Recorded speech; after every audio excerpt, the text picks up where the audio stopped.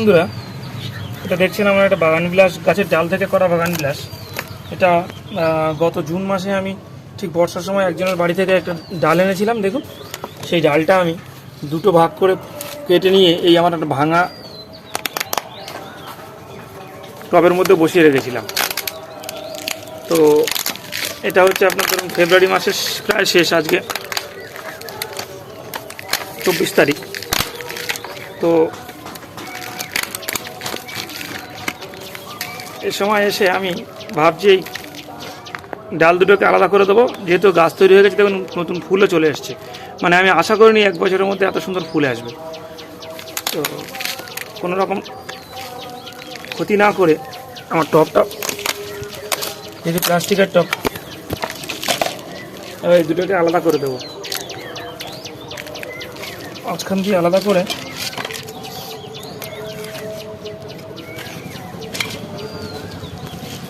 এবং খুব সুন্দরভাবে আলাদা করতে পেরেছি। শিকড়ের খুব একটা ক্ষতি হয়নি। এবং এভাবেই আমি আমার এই 8 ইঞ্চি পটগুলোতে আমি বসিয়ে রাখবো।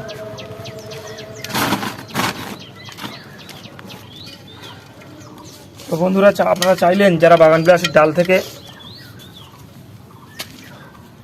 চারা তৈরি করা শিখে গেছেন, তাদের জন্য আলাদা করে আর বাগান বিলাস কেনার কোনো দরকার হবে না। ভালো ভ্যারাইটি পেলে যে কোনো বাড়িতেই বাগান বিলাসের ডাল চাইলে তারা দিয়ে দেয় খুব সহজে, একটু বোঝাতে পারলেই।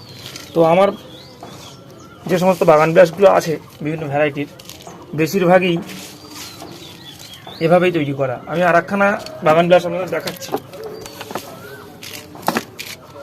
এই বাগান বিলাসটাও জুন মাসে করা। দেখুন, জুন মাসে আমি 5খানা ডাল এনে বসিয়েছিলাম একজনের বাড়ি থেকে। 1, 2, 3, 4, তার মধ্যে একটা ডাল হয়নি। একটা ডালই যা মিস গেছে, বাকি 4টে হয়েছে। শুধু নয়, কি সুন্দর ফুল এসছে দেখুন। তো এভাবেই খুব সহজেই আপনারা বাগান বিলাসের ডাল কাটিং থেকে চারা করতে পারবেন। আর এরকম ভিডিও আর দেখতে চাইলে আমার এই ছোট্ট পেজটাকে আপনারা আসবেন, ভালো লাগলে লাইক করে দেবেন, পাশে থেকে সাবস্ক্রাইব করে দেবেন। তো একইভাবে আমি এটাকেও বসিয়ে ফেলবো, কোনো রকম রুটের এবং ফুলের ক্ষতি না করে। যেভাবে আছে এভাবে বসিয়ে দেবো। 2-3খানা করে হোল করা আছে এবং আমি উপরে কিছুটা নুড়ি দিয়ে দিয়েছি, এই যেভাবে বসাই।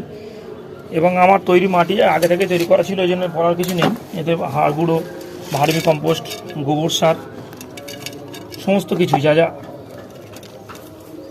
দিয়ে গাছ বসাতে হয় সবগুলোই দেওয়া আছে। এবং প্রায় 30%-এর উপরে বালি মেশানো আছে, একটু মোটা দানার বালি মেশানো আছে, দিয়ে আমার এগুলো তৈরি করা।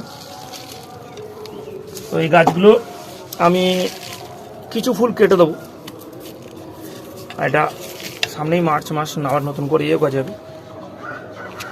ধন্যবাদ বন্ধুরা, সবাই ভালো থাকবেন, সুস্থ থাকবেন। আজকের জন্য এটুকুই।